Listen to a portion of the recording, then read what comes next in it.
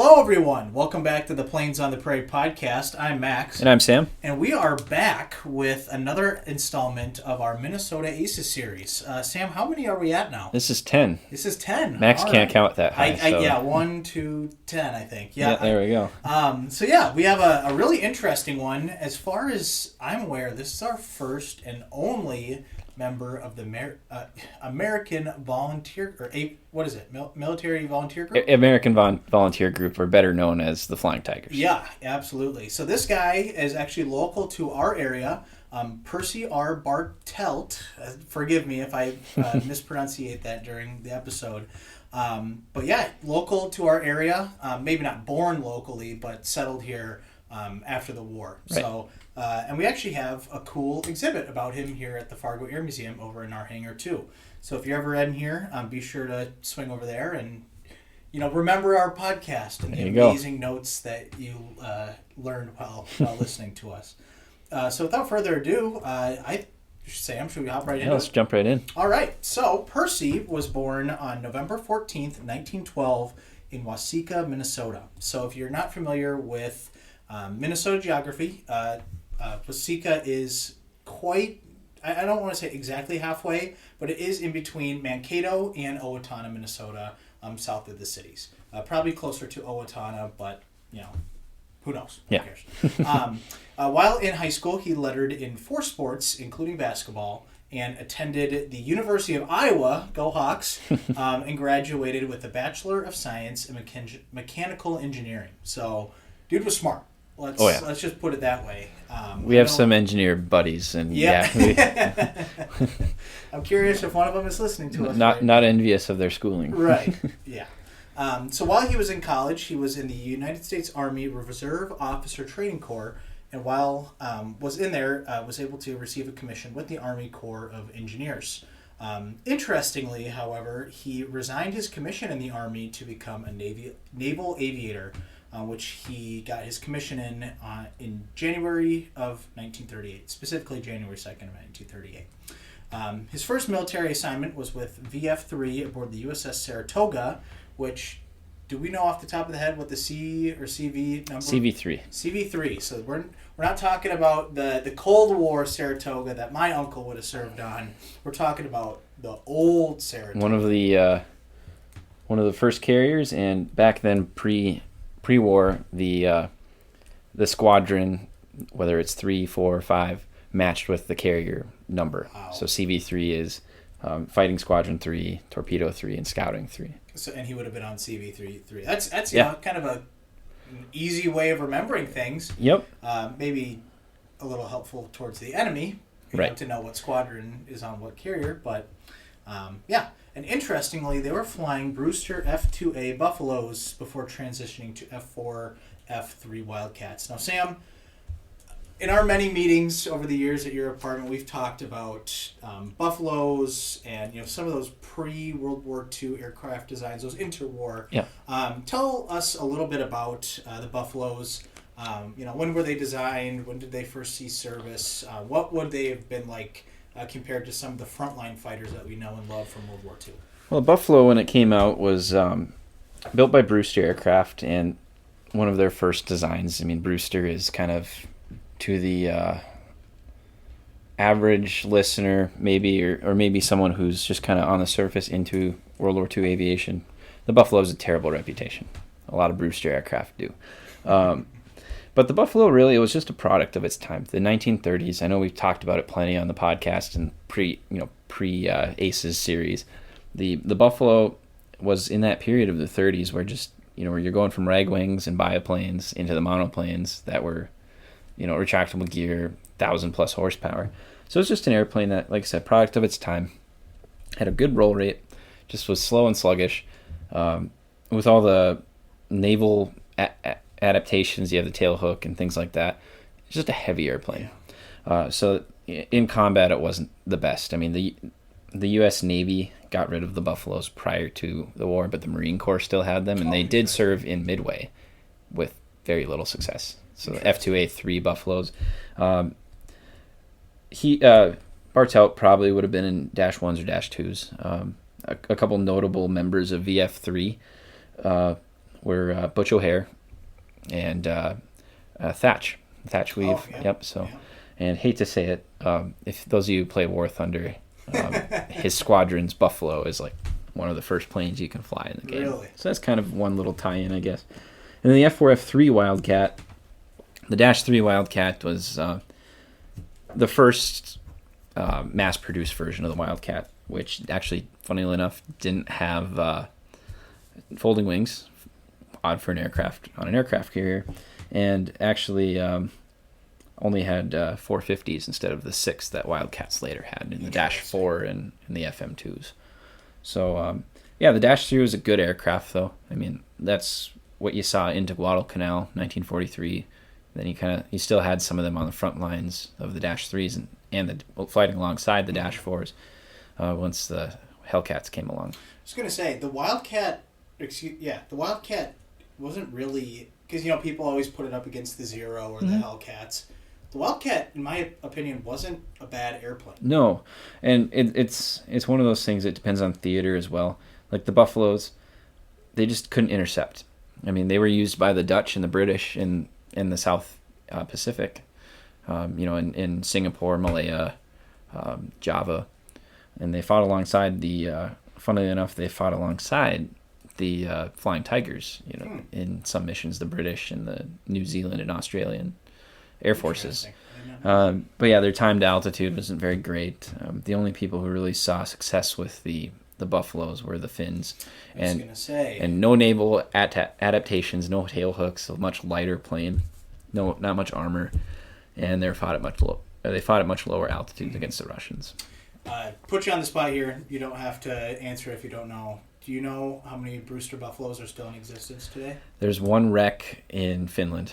Gotcha. Unfortunately, that's it. And I have heard that the U.S. Navy is claiming that is theirs. It is. It's been a battle.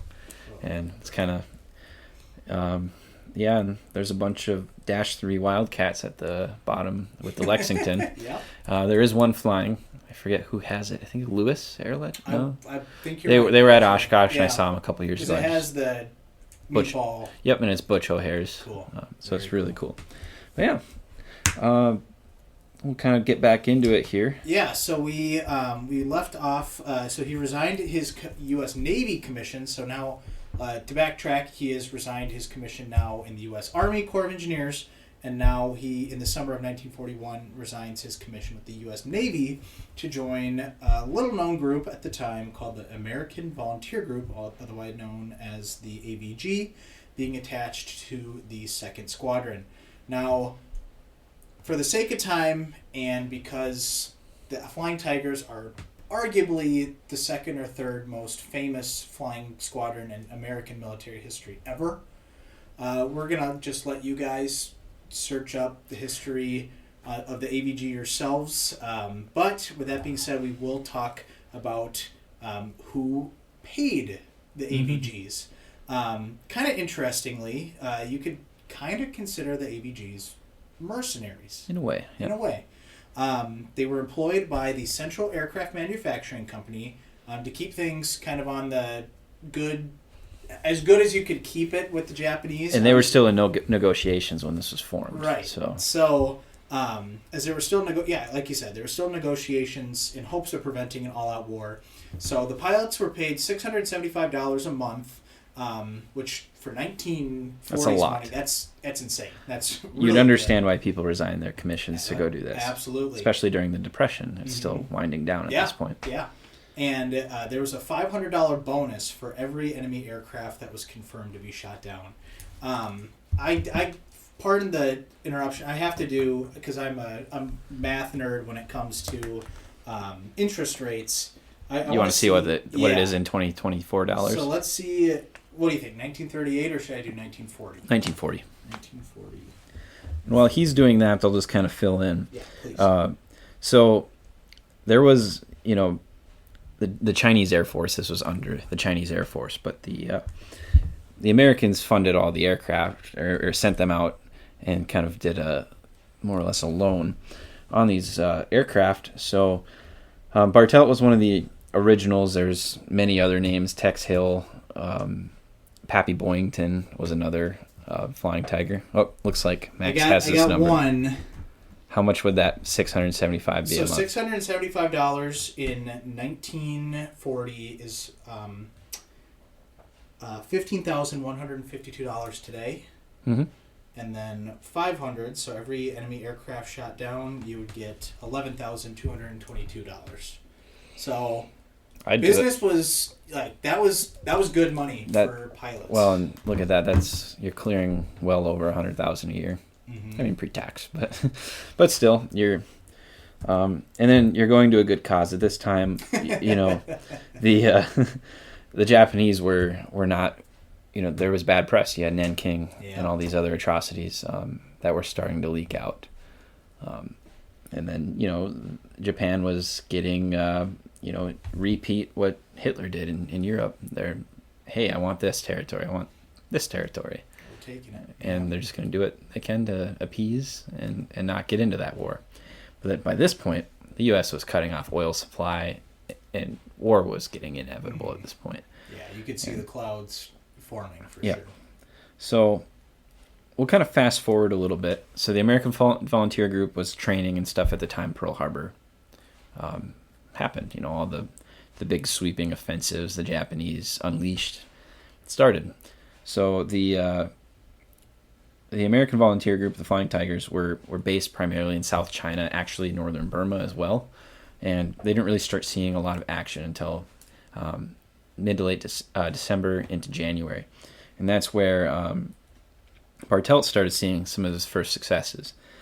He did strafe and destroy two unidentified fighters, couldn't track these down, on January 8th, 1942, most likely Ki-27 Nates, which were a fixed-gear fighter built by Nakajima. And then on January 23rd, 2 or 3 weeks later, he downed 3 Mitsubishi Ki-30 ANs. So those are fixed-gear light attack bombers. Were they monowing or biplanes? Yep, they're monoplanes and crewed by 2 to 3. Interesting. They're a type that kind of stopped seeing service into 1942. The P-40 was one of them. It was probably the first modern aircraft the Japanese went up against, because you had Khalkhin Gol or the Nomahan incident in Mongolia, where the most advanced fighters you're seeing were I-15s, I-153s that you've been seeing for a while. Yeah.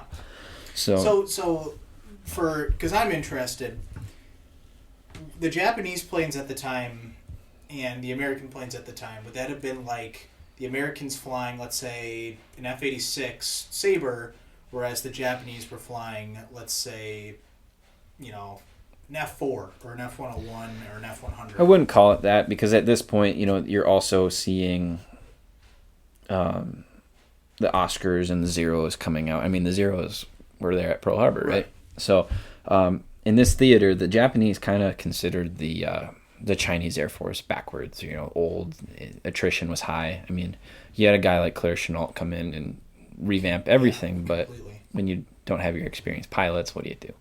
And that was part of why the AVG came in.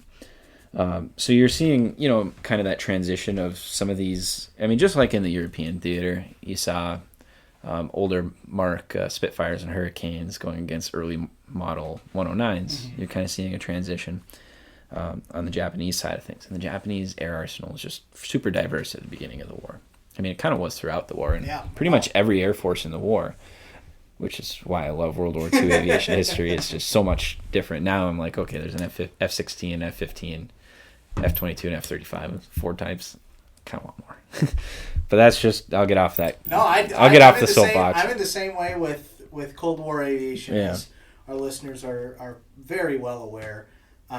It's just, it's fascinating. Like you said, so many different types of aircraft, especially in this pre-war time where you still have that that interwar mix of like, okay, we're still going to use these, in some cases, biplanes as, liaison or observation planes, and they just get mauled by these P-40s.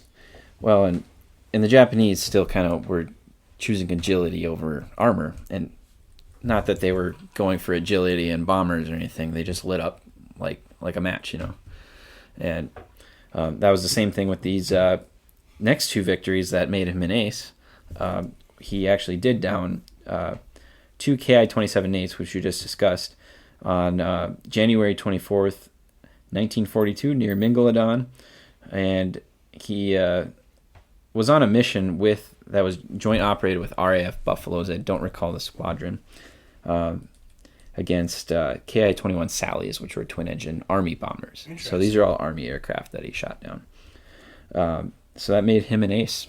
So I assume over China, Percy wasn't engaging a whole lot of Japanese naval aircraft? No, you will not see naval aircraft that far inland. So it would have just been over... So, yep. Basically Army Air Forces of Japan. Yeah, so you're seeing these Ki-27s, Ki-30 Anns, Ki-21 Sallies, probably some Oscars towards the end of the tour of the AVG. Gotcha. So interesting. Yeah, and he was discharged from the AVG prior to its dissolution. Not sure the circumstances of getting out when he did. Maybe he did go back to the Navy, which we'll cover in a second. But some people did leave early. You were fighting a very uphill battle at that time in the war. They were basing in Burma, which Burma eventually fell under the Japanese, and in April. And China always was volatile. It has been since the dynasties. Yeah. So, quick question. Yeah. Looking over, and we can also cover this when we talk about the first American volunteer group. What was the fate of American pilots that were shot down and captured by the Japanese as a member of the Flying Tigers? Well, as a mercenary, you're kind of not guaranteed the Geneva Convention, Yeah, but did the Japanese ever follow it? So. Are there any instances? I never came across anything, but if it's anything like what all the naval pilots and just everybody who went against the Japanese, we don't want to get a discretion warning on this podcast. So there's a lot of you can do your own research, but yeah, the attrition was getting high. You had you started out, we'll talk about it, but you started out with 90 aircraft and a bunch of pilots. But the combat losses weren't super high at first. There was more training accidents. There were some deaths. But you're dealing with limited resources.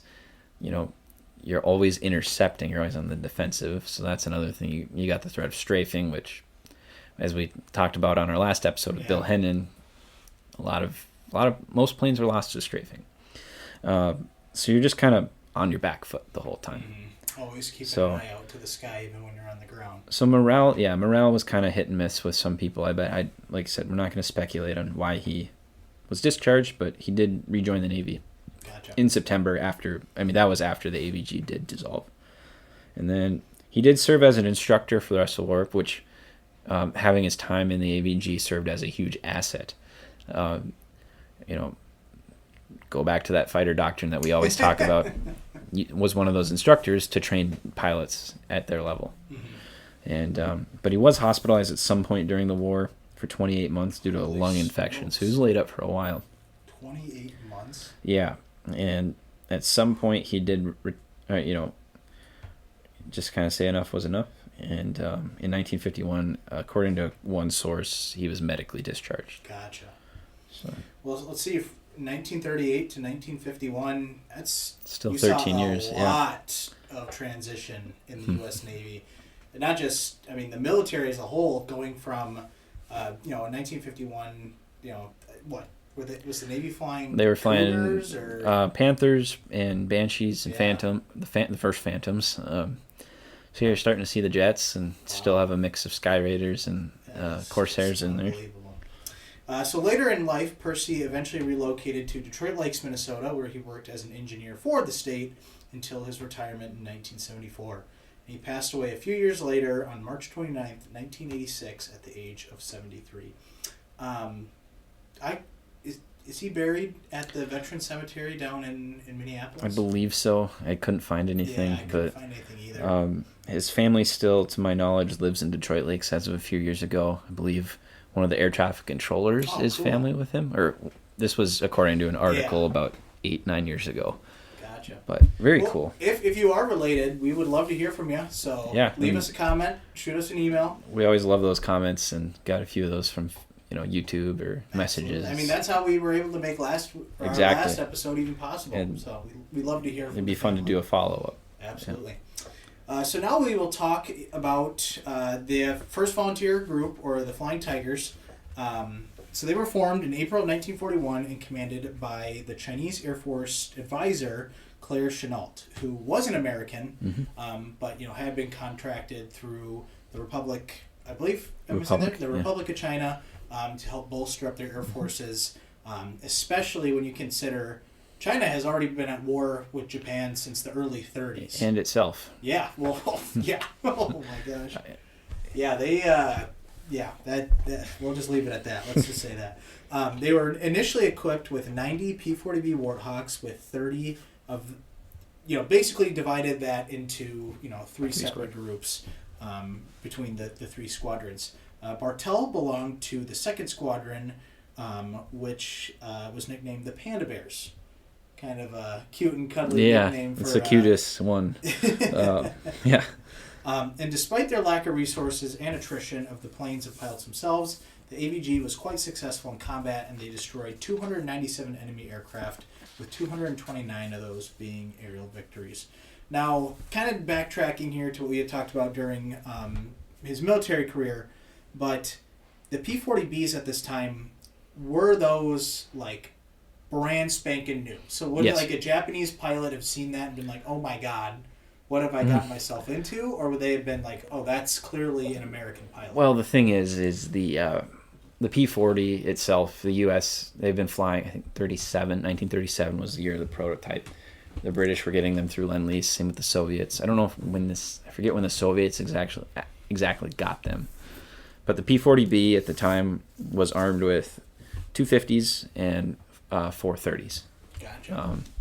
The U.S. had them. The E model, which came next, was the C and the B are pretty similar, but the E model was heavier. Reading some of the accounts from the Philippine stuff during our previous research, people like the B better. Mm-hmm. But they were the best we had. I mean, the Allison engine, as you probably know, has altitude deficiencies, so it was not a good interceptor. But what made the P-40 a good interceptor, as we'll segue into this, right on our script, basically, Chennault and the Chinese developed an air umbrella system, basically, that, throughout his time there, he got there in 1937. Yeah. So throughout the 3 to 4 years that he was there, they were able to develop an air warning network with basically observers, and being able to radio that away to those bases, and then they're up and ready to attack, whatever, what was get coming to altitude. I mean, I'm not sure what the oxygen availability was like for them, but getting up to those altitudes, you want to be there, but hopefully they had enough time to be efficient at that altitude. So, having gotten hypoxia myself, you want to. That's a story for a different. It was a controlled environment. That was at Oshkosh, right? No, that was in Grand Forks. Oh, gotcha. Okay. But yeah. So later in the AVG's tour, they received 50 Curtiss P-40Es. I couldn't find, were they distributed in a similar way? I didn't really see how, but after the AVG dissolved, they just were transferred to the Chinese. Gotcha. And the group was eventually dissolved on July 4th, 1942, with the members transferred back to their respective U.S. military service commissions. So, if one of them had been an Army Air Force pilot or a U.S. Navy or Marine pilot, they were sent back. And they were given the option to join Chennault there as part of the, was it the 23rd fighter? No. I forget the fighter group, but it was kind of under the 15th Air Force, I believe. Yep. Was it the 20th? No, it was the 15th. 15th Air Force. Yeah. Oh gosh, that's gonna bother me because we had it. 20th. A gentleman we had his uniform at the museum because their squadron patch was the CBI. Features the CBI, but it features a Flying Tiger on it. 23rd. I think that's right because they're. Sorry, guys. Now here we are discussing it. Because Moody Air Force Base, which we'll talk about in our static aircraft, which we are very happy we have some surviving aircraft to talk about. But Moody Air Force Base has a P-40 on display as one of the aircraft. So, perfect segue. We will now move into our surviving aircraft. So, as many of you are aware, Flying Tigers are super popular. So, chances are, if there's a P-40 flying these days, more than likely it's going to be painted up as a Flying Tiger. That's just the name of the game. Yep. I think they're cool. Don't get me wrong. I think there's a little bit too many of the same airplanes. It'd be cool to see representation of different squadrons of P-40s, but I don't own one. I don't have a say in the game. Pockets aren't deep enough. Yeah, pockets aren't deep enough, unfortunately. So with that said, there is a P-40C marked up as an aircraft of the 1st Squadron of the AVG, which is 41-13390, which is still in flying condition and is based at the Flying Heritage and Combat Armor Museum in Everett, Washington, which I have heard only good things about. It's on my bucket list. Absolutely beautiful. I think they have the only privately owned Focke-Wulf FWD. The Dora? The Dora. Really? Because I know the Army Air Force Museum, or the U.S. Air Force Museum has one on display or one in storage. I don't remember. Excuse me. But no, it's kind of the longer nose. We're getting off topic here, but cool museum. Yeah, very cool museum. Check it out if you're in the area. A second one, AK-255, is another P-40C marked up in 1st Squadron markings again, and that one is on display at the National Museum of Naval Aviation in Pensacola, Florida. Kind of fascinating because that is not a U.S. Navy airplane. Where's it from, Max? What? Where's it from? Oh shoot, you're putting me on the spot. What country? AK, would that have been What Australia? else? No, what else has AKs? Who made AKs? Afghanistan? No. Iraq? Who made AKs? Oh, Russia? Yeah, That's Soviet a Russian Union. one? Yep, it was a Really? Soviet, according to aerial visuals and Really? some other sites. Yep. Interesting. That was a good guess. That was a good. Clever, Sam. Interesting. I want to know how they got it. Yeah, for real. Actually, do you have any idea on whose aircraft it is, or just a generic? No, it's just another. I didn't get that info, but it's another 1st Squadron aircraft. Gotcha. And the last one that we really wanted to cover is the static display at Moody Air Force Base, which is a Royal Australian Air Force Kitty Hawk 4, which is a P-40N by U.S. Army Air Force standards. And that serial number is A29-526. Funny enough, I did the aerial visuals dossier for that. I know, slight plug for myself. But if I remember correctly, that one actually saw combat in the Pacific, was returned to Australia and sold as scrap after the war, and sat in a farmer's junkyard for years before it was rescued by the U.S. Army Air Force Museum. I keep saying that. U.S. Air Force Museum. Yeah. If you can't understand, or if you're, I'm a little under the weather. You could probably hear it in my voice a little bit. But yeah, it was recovered and has been cosmetically restored. It's currently on outdoor display, marked as Flying Tiger number 7. It didn't have a squadron mark on it, so I couldn't tell you. Generic Flying Tiger markings. Still cool if you're at Moody Air Force Base. Highly recommend checking out the George W. Bush Memorial Air Park. I had a really good friend there. Check that out and send me some pictures of it. Really cool place. But yeah, it's by far the oldest airplane in their lot, and one that we're happy to mention. Exactly. Yes, well, that kind of wraps things up for our Flying Tiger Ace. So this should be exciting for you guys. I mean, talk about it time and time again, but this is a very diverse group of pilots. We've had a night fighter, we've had a Flying Tiger, we have 4 World War I aces, and it's just exciting. And there's 41, 42 more? Yep. Yeah. Yep. Wow, we got a long road ahead of us. Yep. And we appreciate you guys' patience. This is kind of getting these out a little off of our schedule, but holidays are kind of a tough time. I was going to say, holidays have kind of, as they always do, that December 26th through December 31st, you don't know what's going on. And that's kind of where we are at now. But as soon as we get back to the normal flow of things, expect episodes, once again, Monday's smooth sailing from there on. Exactly. Sam, any last things you want to mention? No. Well, thanks for listening, guys, and we'll catch you on the next one. Sweet. All right. See ya.